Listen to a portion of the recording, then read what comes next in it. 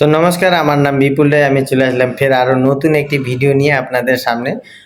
তো আজকে আমি বলবো ইনফোসিস লিমিটেড এই কোম্পানিটার ব্যাপারে, কারণ এই কোম্পানিটা ডিভিডেন্ড অ্যানাউন্সমেন্ট করেছে আর কত টাকা প্রতি শেয়ারে ডিভিডেন্ড দিতে চলেছে কোম্পানি, ডিভিডেন্ডের এক্স ডেট কবে রেখেছে, তো এইসব বিষয়ে আর কি সংক্ষেপে বলার চেষ্টা করব এই ভিডিওর মাধ্যমে।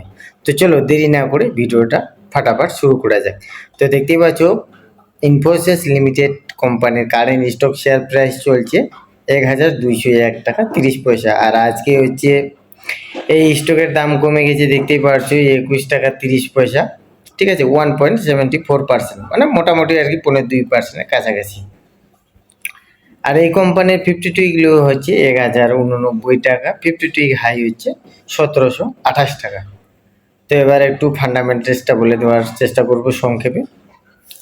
মার্কেট ক্যাপ দেখতে পাচ্ছ 4,95,878 করোড়, মানে মোটামুটি আর কি 5 লাখ করোড়ের কাছাকাছি মার্কেট ক্যাপ দেখতেই পাচ্ছ। লার্জ ক্যাপ কোম্পানি আর কি, মানে বিশাল বড় কোম্পানি। পিই রেশিও 16.82, তো পিই রেশিওটা একটু কম আছে, ঠিক আছে। আর ইন্ডাস্ট্রির পিই রেশিও দেখতে পাচ্ছ 20.40, তার মানে সেম একই কোয়ালিটির যেসব কোম্পানি আছে ওইসব কোম্পানির স্টকের দাম কিন্তু বাজারে এই ইনফোসিস লিমিটেড কোম্পানির থেকে একটু বেশি দামে বিক্রি হচ্ছে আর কি, ঠিক আছে। ডেপ টু ইকুইটি দেখতে পাচ্ছি 0.10, মানে নাই বরাবর আর কি মার্কেট ক্যাপ হিসাবে, ওটা নাই বরাবর বললেই চলে। আর এই কোম্পানিটা পার্সেন্টেজ হিসাবে শেয়ার হোল্ডারদের কামাই করে দিয়েছে 31.71%। আর শেয়ার প্রতি ইপিএস আর্নিং পার শেয়ার, মানে প্রতি শেয়ারে এই কোম্পানি কত টাকা করে কামাই করে দিয়েছে, তো দেখতে পাচ্ছি 72 টাকা 65 পয়সা। আর ফেস ভ্যালু এই কোম্পানির 5। তো এখন আমরা দেখে নেব যে এই কোম্পানি প্রতি শেয়ারে কত টাকা করে ডিভিডেন্ড দিতে চলেছে আমাদেরকে, ঠিক আছে।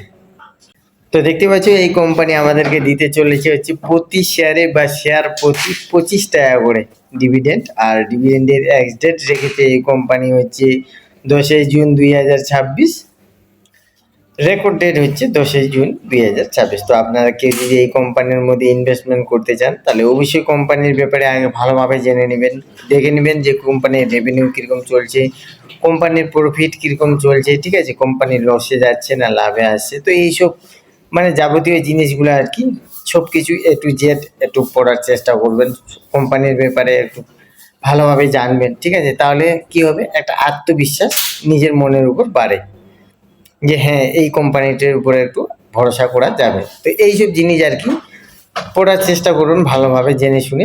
যদি ইনভেস্টমেন্ট করার ইচ্ছে হয় তাহলে করবে, আর না হলে অ্যাভয়েড করবেন। তো যাই হোক, আমার এই ভিডিওটাকে কেউ ইনভেস্টমেন্ট টিপ হিসাবে নেবেন না, জাস্ট এটাকে ইনফরমেশন হিসাবে নেবেন।